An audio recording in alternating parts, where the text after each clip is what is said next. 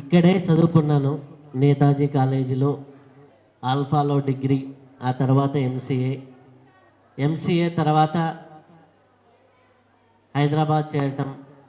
ఈ మధ్యలో పత్రిజీ గారితో పరిచయం, మారెళ్ళ రామకృష్ణ గారితో పరిచయం. మారెళ్ళ రామకృష్ణ గారు జ్ఞానాన్ని బోధిస్తే పత్రిజీ గారు ఆ జ్ఞానాన్ని జనంలోకి తీసుకెళ్లారు. విఠల్ బాబా గారు అద్వైత తత్వాన్ని బోధించారు. ఒకే సమయంలో 2012, 10 ఆ ప్రాంతం 10 నుంచి 12 ప్రాంతం నాకు ఒక పక్క మారెళ్ళ రామకృష్ణ గారు, రెండో పక్క పత్రిజీ గారు, మూడో వైపు విఠల్ బాబా గారు. ముగ్గురు సామాన్యమైన గురువులు కాదు. విఠల్ బాబా గారు గొప్పతనం ఏంటి అంటే, ఎప్పుడో యోగులు ఎంతో గొప్పవాళ్ళు అని చెప్తూ ఉంటారు. ఎట్లా అంత గొప్పవాళ్ళు నిజమా అంటే, ఏముంది నాన్న, మన చక్రాల మీద సిద్ధత్వం సాధిస్తే ఏదైనా చేయొచ్చు అంటే, నిజంగా చేయొచ్చా అంటే, ఆయన ఇట్లా చేయబట్టుకొని కృష్ణానది మీద అట్లా నడుచుకుంటూ తీసుకెళ్ళి మళ్ళీ వెనక్కి తీసుకొచ్చిన మహాయోగి.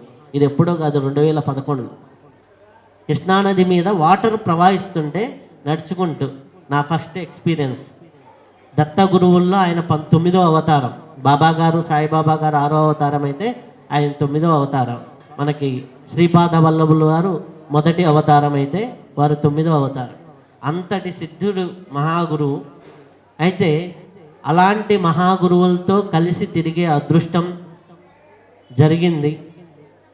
ఎప్పుడైనా సరే ఆ గురువులతో తిరిగినప్పుడు మనం సెంటు రాసుకున్న వ్యక్తి పక్కన తిరిగితే ఎంతో కొంత సెంటు అందుతుంది, గురువుల పక్కన తిరిగితే ఎంతో కొంత జ్ఞానం అంటుతుంది. ఆ జ్ఞానాన్ని అంటించుకొని ఆ తర్వాత ఆ జ్ఞానాన్ని అందరికీ అంటించాలనే ఉద్దేశంతో గురు సాంగత్యాన్ని పిఎంసి ఛానల్లో మొదలుపెట్టి, ఆ తర్వాత ఇప్పుడు సొంతగా శ్రీ నిరవి టీవీ అనేది స్టార్ట్ చేసి, దాని ద్వారా ఇప్పటి వరకు 550 పైగా ఎపిసోడ్స్, దాదాపులో ఒక 500 మంది గురువుల్ని పరిచయం చేసే భాగ్యం నాకు కలిగింది. అదే శ్రీనివాస థియేటర్లో పోకిరి సినిమాకి టికెట్లు కొట్టుకున్న రోజులు. ఇదే వెంకటేశ్వర థియేటర్ పక్కన దాంట్లో నేనున్నానని ఇంటర్మీడియట్ సినిమాలు, ఇంటర్మీడియట్లో జనవరి 1 రోజు ఇంద్రా సినిమాకు పోయినామని చెప్పుకున్న రోజులు ఇవన్నీ గుర్తొచ్చినాయి నాకు. 2004లో ఇంటర్మీడియట్, 2005, 2006 ఆ టైంలో డిగ్రీ, 2007 వరకు. అయితే ఇక్కడ ఎక్కడ పుట్టామన్నది కాదు, ఆ తర్వాత ఎలా మనం ఒక్కొక్క గురువు దగ్గర నుంచి నేర్చుకున్న దాన్ని ఆచరణలో పెట్టాం. నాకు మొన్న ఒక వ్యక్తి వచ్చాడు. ఆ వ్యక్తి కథని మీకు చెప్తే చాలా ఇన్స్పిరేషన్గా ఉంటుంది. అతను దుబాయ్లో పనిచేసేవాడు. ఏమీ చదువుకోలే,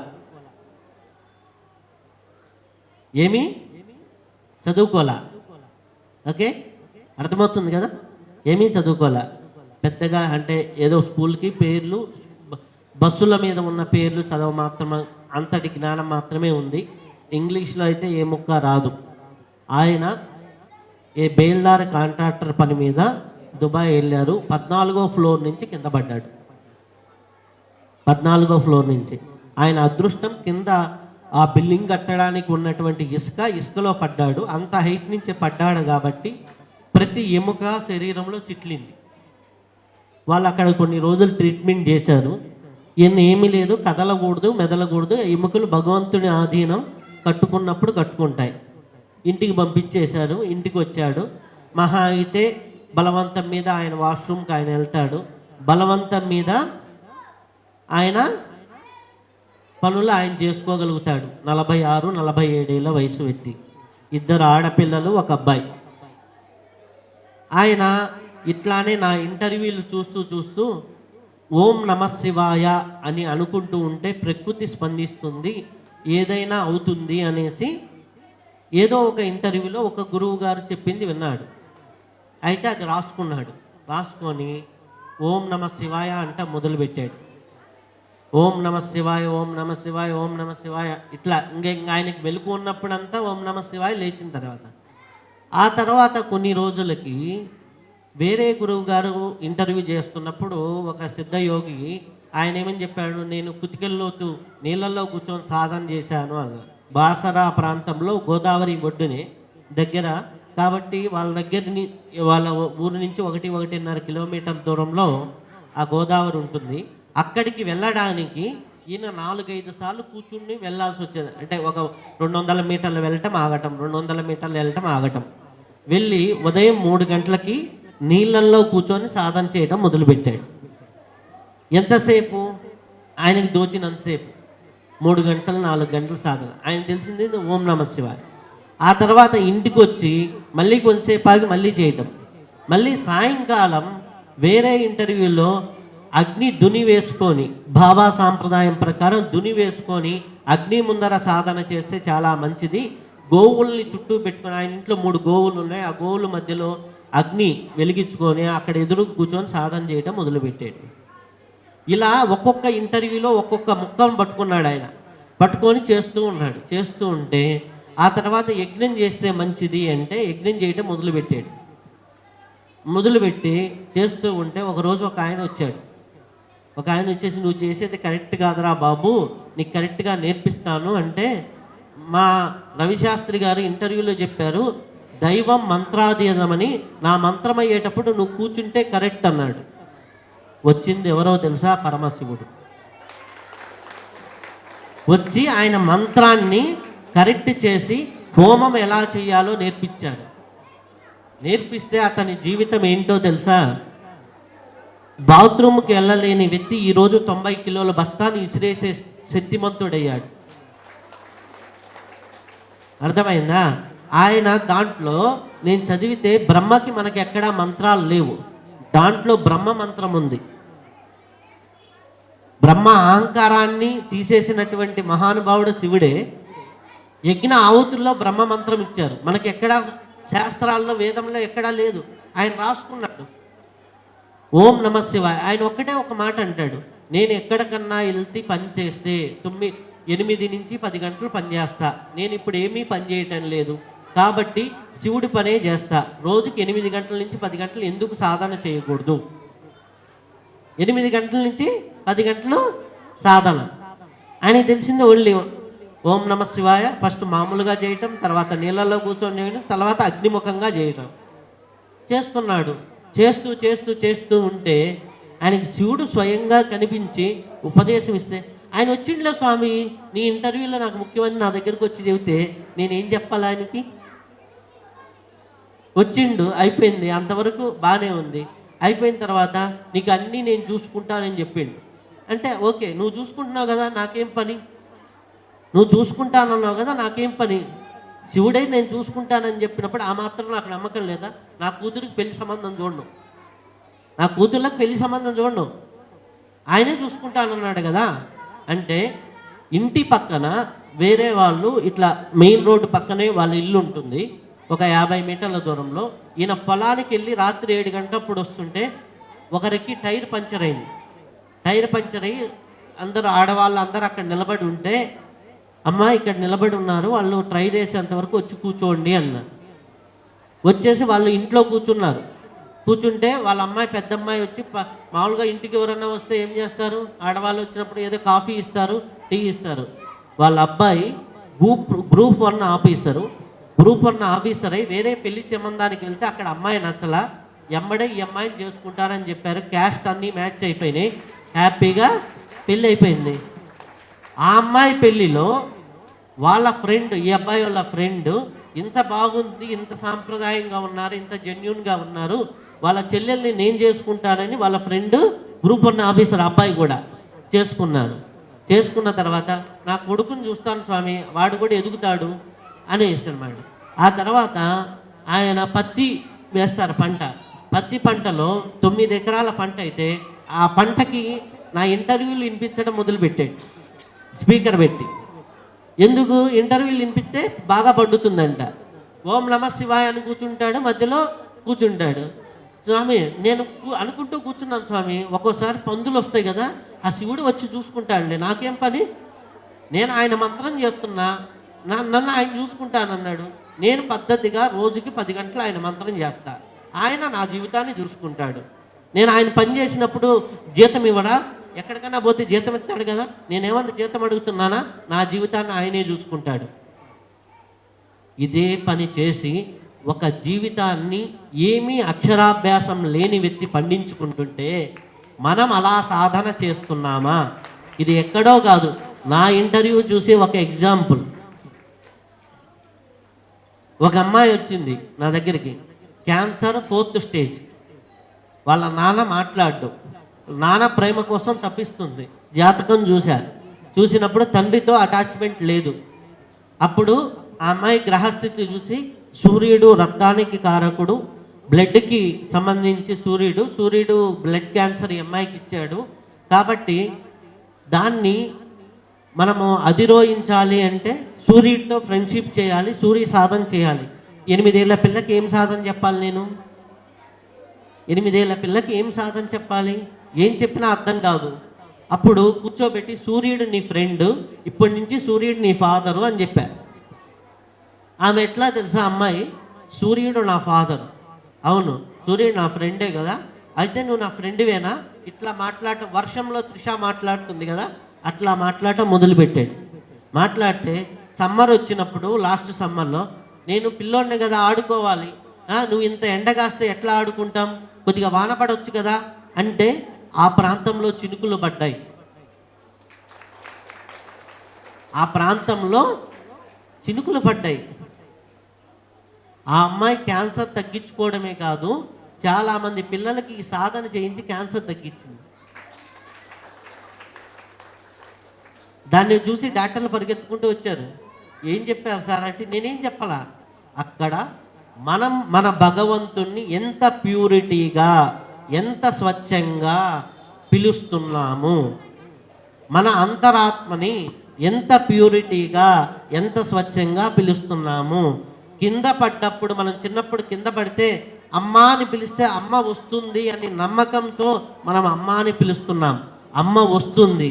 అలాగే అంతే స్వచ్ఛతతో, అంతే ప్యూరిటీతో భగవంతుణ్ణి పిలవగలిగితే భగవంతుడు వస్తాడు.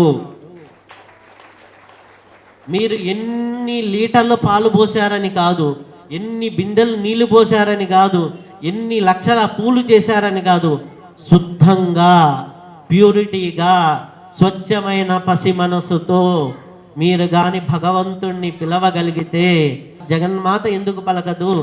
నానా అని పలకగలిగితే ఆ పరమశివుడు ఎందుకు పలకగలడు? ఎందుకు? ప్రకృతిలో ఎవరున్నా కానీ పలుకుతారు. ఆ ప్యూరిటీ ఉందా మన సాధనలో? మనం ఏం చేస్తున్నాం? చాలామంది ధ్యానానికి వస్తున్నాం, ధ్యానానికి వచ్చి ఏదో ఇంట్లో టైంపాస్ కాలేదు ధ్యానానికి వచ్చాం, లేదా నా ఆరోగ్యం బాగాలేదు ధ్యానానికి వచ్చాం, లేదా నాకు ఏదో కావాలి ధ్యానానికి వచ్చాం. కానీ ఆ ధ్యానంలో ఆ ప్యూరిటీ అనేది ఉందా? ఆ శ్రద్ధ అనేది ఉందా? ఆ విశ్వాసం అనేది ఉందా? ఈ 3 పదాలు పట్టుకోండి, శ్రద్ధ, విశ్వాసం, స్వచ్ఛత. ఈ 3 పదాలతో మీరు ఒక్క పుష్పాన్ని దేవుడి దగ్గర పెట్టినా చాలు, అద్భుతాలు జరుగుతాయి. అద్భుతాలు జరుగుతాయి. చిన్న పుష్పం చాలు. మనమైతే ఒక్క శ్వాస, ఈ ప్యూరిటీ స్థితిలో ఒక్క శ్వాస శ్వాసించినా మీరు కొన్ని జన్మల ధ్యానం చేస్తే ఎంత ఇదైతే వస్తుందో అంత ఇది వస్తుంది. ఒక్క శ్వాసని ఏ మమకారము, ఏ అహంకారము ఏది లేకుండా స్వచ్ఛతగా, ప్యూరిటీగా పీల్చగలమా? అంత కల్మషం లేని తత్వంతో పీల్చగలమా? ఎప్పుడైతే చిన్నపిల్లలకి ఈ 3 ఉంటాయి, స్వచ్ఛత, ప్యూరిటీ, ఇవన్నీ ఉంటాయి. పెరిగే కొద్దీ ఇవన్నీ కొద్దిగా ఏమవుతాయి? కల్మషం అవుతూ ఉంటాయి. ఎప్పుడైతే ఈ కల్మషం పెరుగుతూ పెరుగుతూ వెళ్తూ ఉందో అప్పుడు మీకు రోగాలు ఎంటర్ అవుతాయి. ఎప్పుడెప్పుడు ఈ కల్మషం మీకు ఎంటర్ అవుతుందో అప్పుడు మీరు కష్టాలు వస్తాయి. ఎప్పుడెప్పుడైతే మీకు ఇబ్బందులు వస్తున్నాయంటే మీరు ప్యూరిటీగా లేరు, మీరు మీ అంతరాత్మ పట్ల విశ్వాసంగా లేరు, మీరు మీ అంతరాత్మ పట్ల శ్రద్ధగా లేరు. ఆ శ్రద్ధ, ఆ యొక్క విశ్వాసము, ఆ ఇది పెరగాలి అంటే మీరు ఏం చేయాలి అంటే స్వచ్ఛతగా ఏమీ తెలియని స్థితిలో పసి మనసుతో కూర్చొని మీ శ్వాసను మీరు గమనించండి. ఆ శ్వాసని గమనించగలిగితే అద్భుతాలు జరుగుతాయి. ఈ శ్వాస ఉన్నంత వరకే జీవి. మొన్న 2 నెలలైంది మా అమ్మగారు గతించారు. మా అమ్మగారు హాస్పిటల్కి తీసుకెళ్లే ముందర హ్యాపీగా మాట్లాడారు. వితిన్ ఓ పావు గంటలో ఆమెకి వామిటింగ్ చేసుకోబోయి ఆ వామిటింగ్ లంగ్స్లోకి వెళ్ళిపోయింది. ఎమ్మడే కాంప్లికేషన్ స్టార్ట్ అయింది. 15 నిమిషాలు మాట్లాడుతూ వెళ్ళిపోయారు. 15 నిమిషాల ముందర అమ్మ, 15 నిమిషాల తర్వాత బాడీని తీయండి అన్నారు. 15 నిమిషాల ముందర అమ్మ, 15 నిమిషాల తర్వాత బాడీని తీయండి అన్నారు. బాడీని తీసుకొస్తే 24 గంటల తర్వాత నేనే అమ్మకి చిన్నప్పటి నుంచి పెంచి పోషించిన అమ్మకి తలకొరువు పెట్టా. తలకొరువు పెట్టిన తర్వాత అమ్మ కాలుతూ ఉంటే చూశా. మరుసటి రోజు అదే అమ్మని బూడిదలో చూసి అస్థికలు తీసుకున్నా, ఎముకలు అవి కూడా ఉంచకుండా తీసుకెళ్ళి గంగలో కలిపా. కానీ ఆ శ్వాస తీసేస్తే మనిషి ఏంటి? ఇప్పుడు అమ్మ లేదా? ఉంది. అమ్మ ఎక్కడికి వస్తుందో తెలుసు, అమ్మ ఎలా వస్తుందో తెలుసు. ఎందుకంటే ఆత్మస్థితి ఉంది కాబట్టి. ఆత్మస్థితి లేకపోతే చూడండి, శ్వాస ఉన్నంత వరకే ఎవరైనా, శ్వాస లేని రోజున మీ కొడుకు, మీ పిల్లలు, మీ వాళ్ళు, మీ భర్త, వాళ్ళు కూడా తీసి పక్కన పెడతారు. తొలి శ్వాసతో ఈ జీవితం మొదలవుతుంది, తుది శ్వాసతో ఈ జీవితం ముగిసిపోతుంది. మధ్యలో ఈ కర్మచక్రంలోనే కొట్టుకుంటుంటాం. అదే నా పుస్తకంలో ఫస్ట్ వాక్యం. ఆ పుస్తకం రాయడానికి 7 సంవత్సరాలు పట్టింది నాకు. నేనే కరెక్షన్ చేసి నేను సాటిస్ఫై గాను. రాస్తూ ఉంటే బాబా గారు ఒకరోజు చూశారు, 108 బాబా గారు చూసి, ఇంక ప్రపంచంలో ఇంకే గురువు చెప్పడానికి ఏం మిగల్చవా, మొత్తం దీంట్లోనే పెట్టేస్తావా అన్నాడు ఆయన. అంత విషయాన్ని దాంట్లో తీసుకురావడం జరిగింది. మేబీ ఇంకా 2-3 మంత్స్లో ఆ పుస్తకం జనంలోకి వస్తుంది. మాతాజీ గారుకి మొన్ననే ఒక 15 రోజుల క్రితం చదవమని ఇచ్చాను అనమాట, ఒక కాపీ. చదివి ముందు మాట రాయండి దానికి అని చెప్పేసి ఇచ్చాను. ఆ చదువుతూ ఈరోజు దాని గురించి అట్లా చెప్పారు. మనం ఒకటే నేను చెప్తున్నా, ఏదైనా సరే ప్యూరిటీతో చేస్తే భౌతిక జీవితమైన ఆధ్యాత్మిక జీవితమైన ముందుకు వెళ్తుంది. ప్యూరిటీ లేకపోతే మీ భౌతిక జీవితంలో నా కోడలు ఇట్టన్, మా అన్న ఇట్టన్నాడు, బాబా ఇట్టన్నాడు, ఇదే గొడవ. ఆధ్యాత్మిక జీవితంలో వచ్చేసరికి ఆ ఎనర్జీ ఇట్టుంది, ఈ ఎనర్జీ ఇట్టుంది, ఇది ఇట్టుంది, నాకు కుండలిని లేచిందా, దిగిందా, పైకి వెళ్ళిందా, చక్రాలు యాక్టివేట్ అయినా, ఈ చక్రం పండుకుందా, ఆ చక్రం నిద్ర లేచిందా, ఇదే గొడవ. నువ్వు ప్యూరిటీగా ఉండు, భగవంతుడు అన్నీ చూసుకుంటాడు. నువ్వు ప్యూరిటీగా భగవంతుడికి నువ్వు అర్పణ చేయగలిగితే, నీ శ్వాసని అర్పణ చేయగలిగితే, నా శ్వాస నీకు అర్పిస్తున్నానంటే, భగవత్ శ్వాస నిశ్వాస ఒక్కటి నీ శరీరంలో వదిలితే ఆయన శక్తిలో నాట్ 1% మన శరీరంలోకి వచ్చినా మన శరీరం ఎంత సిద్ధ పురుషులు అవుతాం మనము, ఎంత సిద్ధ పురుషులు అవుతాం మనము. ఈ ప్రకృతి అంతా ఏంటి? మనం వదిలిన నిశ్వాస. ఆ నిశ్వాస ఏం చేస్తుంది? భగవంతుని ఉచ్ఛ్వాస. సింపుల్. భగవంతుని ఉచ్ఛ్వాస, మన నిశ్వాస. మొత్తం సైన్స్ ప్రకారం మాట్లాడినా కానీ మనం బయటికి కార్బన్ డైఆక్సైడ్ వదులుతున్నాం, ప్రకృతి అది స్వీకరించి అది మళ్ళీ ఆక్సిజన్గా మార్చి మనకిస్తుంది. ఆ ప్రకృతి అంతా వ్యాపించి ఉన్నది ఎవరు? భగవతత్వం. ఆ భగవతత్వం ఈ మన నిశ్వాసను స్వీకరించి అది మళ్ళీ శ్వాసగా స్వీకరించి నిశ్వాసనిస్తుంది. ఆ నిశ్వాస మనకు ఊపిరైంది, మనకి ప్రాణవాయువైంది. మన నిశ్వాసే భగవంతుని ఉచ్ఛ్వాస అని, భగవంతుని ఉచ్ఛ్వాసే మన నిశ్వాస అని అర్థమైనప్పుడు మనం భగవంతునితో వేరుగా ఉన్నామా, భగవంతునితో కలిసి ఉన్నామా? ఆ భగవంతునితో వేరుగా లేము, కలిసి ఉన్నాము అని అర్థమయ్యి ఆ స్థితిలో మనం బ్యాలెన్స్డ్గా ఉండగలిగితే భగవతత్వం నీలోనే ఉంది. అదే అద్వైత తత్వం అంటే. మనం పూజ చేసేటప్పుడు భగవంతుడు అదుగో అంటాం.